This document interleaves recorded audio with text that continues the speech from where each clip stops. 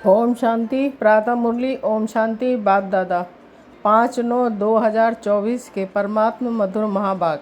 मीठे बच्चे, तुम्हें यह प्रवृत्ति मार्ग का लाभ मिलता है, क्योंकि बाप दिल से कहते हैं, मेरे बच्चे, बाप से वर्षा मिलता है। ये लाभ देहधारी गुरु नहीं दे सकते। प्रश्न है, जिन बच्चों की बुद्धि में ज्ञान की धारणा है, सुरूढ़ बुद्धि है, उनकी निशानी क्या होगी? दूसरा उत्तर, उन्हें दूसरों को सुनाने का शौक़ होगा। उनकी बुद्धि मित्र संबंधियों आदि में भटकेगी नहीं। सुरूढ़ बुद्धि जो होते हैं, वह पढ़ाई में कभी उबासी आदि नहीं लेंगे, स्कूल में कभी आंखें बंद करके नहीं बैठेंगे। जो बच्चे तवाई होकर बैठते हैं, जिनकी बुद्धि इधर उधर भटकती रहती है, वह ज्ञान को समझते ही नहीं हैं। उनके लिए बाप को याद करना बड़ा मुश्किल है। ओम शांति। यह है बाप और बच्चों का मेला, गुरु और चेले अथवा शिष्यों का मेला नहीं है। इन गुरु लोगों की दृष्टि रहती है कि ये हमारे शिष्य हैं अथवा फॉलोअर्स व जिज्ञासु हैं। हल्की दृष्टि हो गई ना, वह उस दृष्टि से ही देखेंगे, आत्मा को नहीं। वह देखते हैं शरीरों को, और वह चेले भी देह अभिमानी होकर बैठते हैं, उनको अपना गुरु समझते हैं। दृष्टि ही वह रहती है कि हमारा गुरु है। गुरु के लिए रिगार्ड रखते हैं कि यहाँ तो बहुत फ़र्क है। यहाँ बाप ही बच्चों का रिगार्ड रखते हैं, जानते हैं इन बच्चों को पढ़ाना है। ये सृष्टि चक्र कैसे फिरता है, बेहद की हिस्ट्री ज्योग्राफी बच्चों को समझानी है। उन गुरुओं की दिल में बच्चों का लव नहीं होगा। बाप के पास तो बच्चों का बहुत लव रहता है, और बच्चों का भी बाप पर लव रहता है। तुम जानते हो, बाबा तो हमको सृष्टि चक्र का ज्ञान सुनाते हैं। वह क्या सिखाते हैं? आधा कल्प शास्त्र आदि सुनाते, भक्ति के कर्म कांड करते, गायत्री संध्या आदि सिखाते रहते हैं। ये तो बाप आया हुआ है, अपना परिचय दे रहे हैं। हम बाप को बिल्कुल नहीं जानते थे, सर्वव्यापी ही कह देते। कभी भी पूछो परमात्मा कहाँ है, तो झट कहेंगे वह तो सर्वव्यापी है। तुम्हारे पास मनुष्य जब आते हैं तो पूछते हैं, यहाँ क्या सिखाया जाता है? बोलो, हम राजयोग सिखाते हैं, जिससे तुम मनुष्य देवता अर्थात राजा बन सकते हो। और कोई सत्संग ऐसा नहीं होगा जो कहे हम मनुष्य देवता बनने की शिक्षा देते हैं। देवताएं होते हैं सतयुग में, कलयुग में है मनुष्य। अब हम तुमको सारे सृष्टि चक्र का राज समझाते हैं, जिससे तुम चक्रवर्ती राजा बन जाएंगे। और फिर तुमको पावन बनने की बहुत अच्छी युक्ति बताते हैं। ऐसी युक्ति कभी कोई समझा ना सके। यह है सहज राजयोग। बाप है पतित पावन, वह सर्वशक्तिमान भी है, तो उनको याद करने से ही पाप भस्म होंगे, क्योंकि योग अग्नि है ना। तो यहाँ नई बात सिखलाते हैं। ये ज्ञान मार्ग है। ज्ञान सागर एक ही बाप होता है।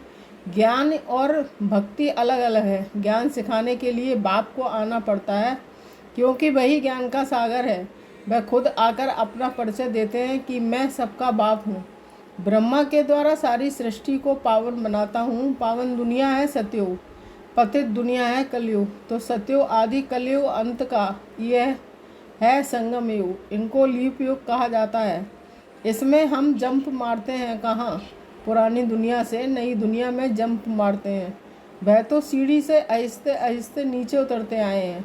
यहाँ तो हम छीछी दुनिया से नई दुनिया में एकदम जंप मारते हैं, सीधा चले जाते हैं ऊपर। पुरानी दुनिया को छोड़ हम नई दुनिया में जाते हैं।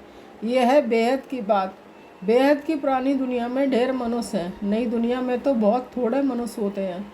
जिसको स्वर्ग कहा जाता है, वहाँ सब पवित्र रहते हैं। कलयुग में है सब अपवित्र। अपवित्र रावण बनाते हैं। ये तो सबको समझाते हैं कि तुम अब रावण राज्य अथवा पुरानी दुनिया में हो, असल में राम राज्य में थे, जिसको स्वर्ग कहा जाता है। फिर कैसे 84 का चक्र लगाकर नीचे गिरे हो, सो तो हम बता सकते हैं। जो अच्छे समझदार होंगे वह झट समझेंगे।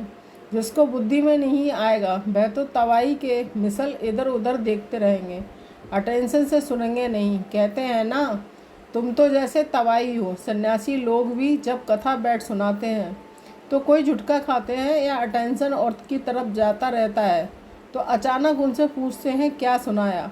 बाप भी सबको देखते रहते हैं, कोई तवाई तो नहीं बैठे हैं। अच्छे सुरूढ़ बच्चे जो होते हैं, वह पढ़ाई में कभी उबासी आदि नहीं लेंगे। स्कूल में कभी कोई आंखें बंद करके बैठे हैं, ये तो कायदा नहीं है। कुछ भी ज्ञान को समझते नहीं हैं। बाप को याद करना उन्हों के लिए बड़ा मुश्किल है। फिर पाप कैसे कटें? सुरूढ़ बुद्धि तो अच्छी रीति से धारण कर औरों को सुनाने का शौक रखते हैं। ज्ञान नहीं है तो बुद्धि मित्र संबंधियों की तरफ भटकती रहती है। यहाँ तो बाप कहते हैं और सब कुछ भूल जाना है, पिछाड़ी में कुछ भी याद ना आए। बाबा ने सन्यासियों आदि को देखा हुआ है जो पक्के ब्रह्मा ज्ञानी होते हैं। सवेरे ऐसे ऐसे बैठे बैठे ब्रह्मा मैं तत्व को याद करते करते शरीर छोड़ देते हैं। उनके शांति का प्रभाव बहुत होता है। अब वह ब्रह्मा में लीन तो हो ना सके, फिर भी माता के गर्भ से जन्म लेना पड़ता है। बाप ने समझाया है, वास्तव में महात्मा तो श्री कृष्ण को कहा जाता है। मनुष्य तो बिगर अर्थ समझे ऐसे ही कह देते हैं। बाप समझाते हैं श्री कृष्ण है संपूर्ण निर्विकारी, परंतु उनको सन्यासी नहीं देवता कहा जाता है। सन्यासी कहना व देवता कहना उनका भी अर्थ है। ये देवता कैसे बना? सन्यासी से देवता बना। बेहद का सन्यास किया फिर चले गए नई दुनिया में। वह तो हद का सन्यास करते हैं, बेहद में जा ना सके, हद में ही पुनर्जन्म लेना पड़े बेकार से। बेहद का मालिक बन ना सके, राजा रानी कभी बन ना सके, क्योंकि उनका धर्म ही अलग है। सन्यास धर्म देवी देवता धर्म नहीं है। बाप कहते हैं मैं अधर्म विनाश कर देवी देवता धर्म की स्थापना करता हूँ। विकार भी अधर्म है ना, इसलिए बाप कहते हैं कि इन सब का विनाश और एक आदि सनातन देवी देवता धर्म की स्थापना करने मुझे आना पड़ता है। भारत में जब सतयुग था तो एक ही धर्म था, वही धर्म फिर अधर्म बनता है। अब तुम फिर से आदि सनातन देवी देवता धर्म स्थापन कर रहे हो।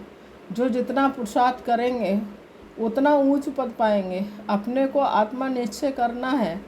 भल गृहस्थ व्यवहार में रहो, उसमें भी जितना हो सके उठते बैठते ये पक्का करो। जैसे भक्त लोग सवेरे उठकर एकांत में बैठ माला जपते हैं।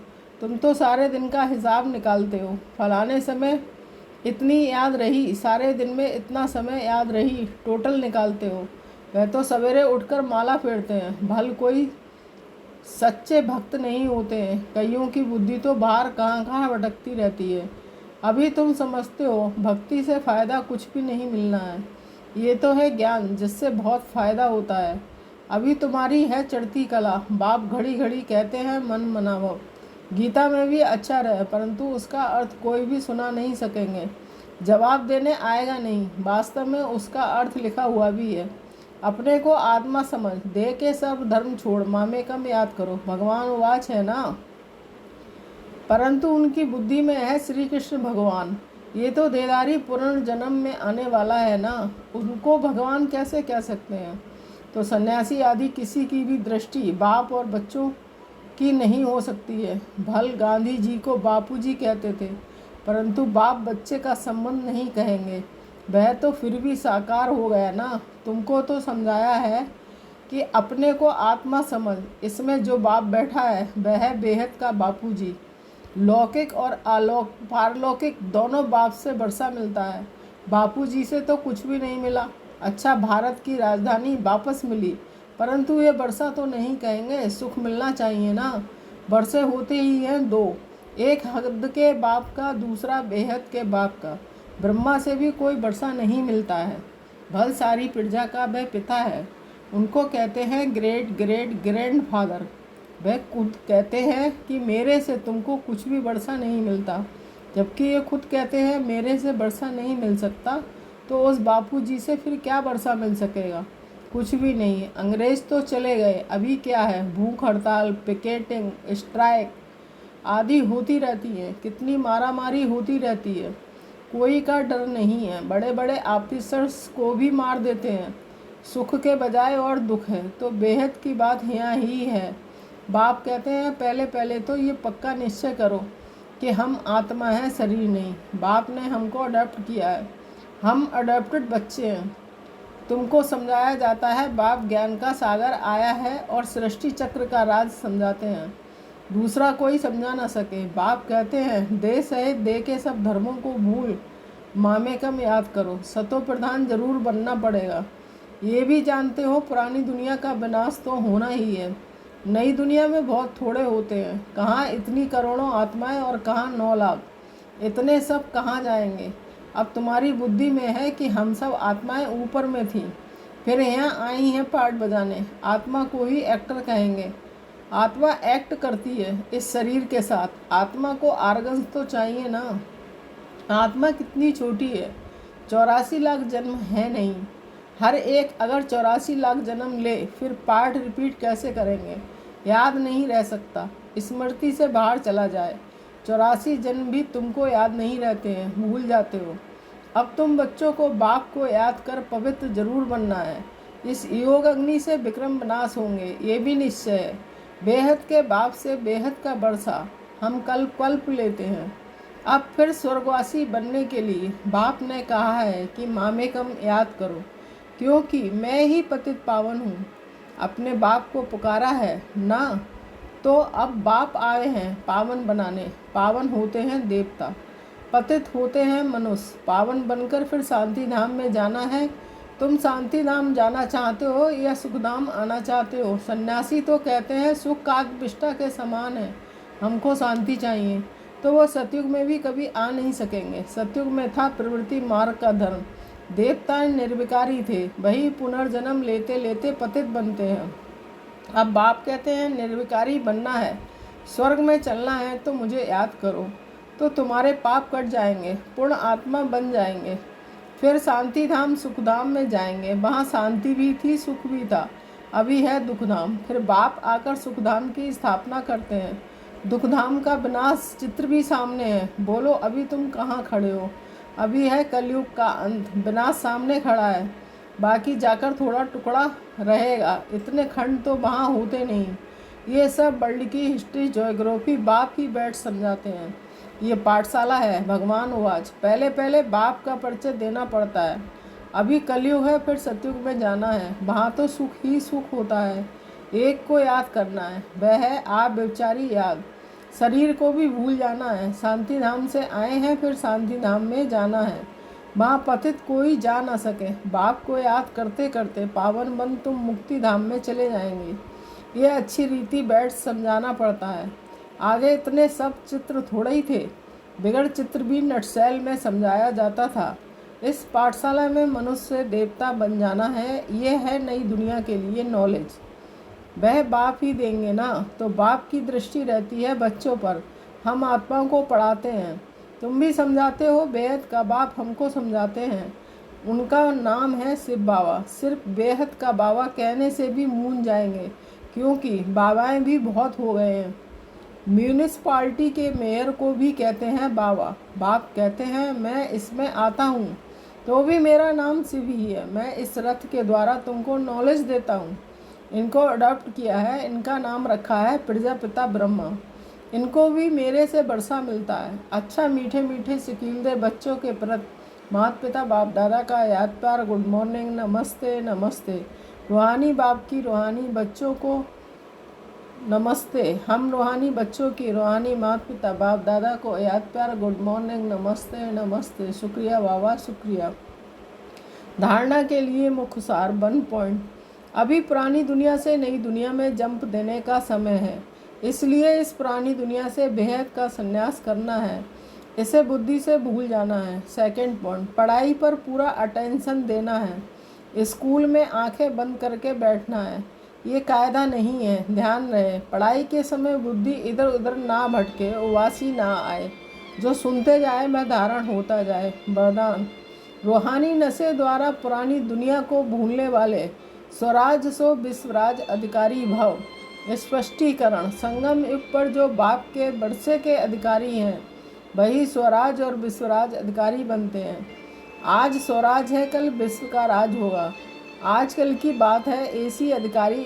ऐसी अधिकारी आत्मा रूहानी नशे में रहती है, और नशा पुरानी दुनिया सहज भुला देता है। अधिकारी कभी कोई वस्तु के व्यक्ति के संस्कार के अधीन नहीं हो सकते। उन्हें हद की बातें छोड़नी नहीं पड़ती, स्वतः छूट जाती हैं। स्लोगन, हर सेकंड, हर श्वास, हर खजाने को सफल करने वाले ही सफलता मूर्त बनते हैं। ओम शांति। Thank you.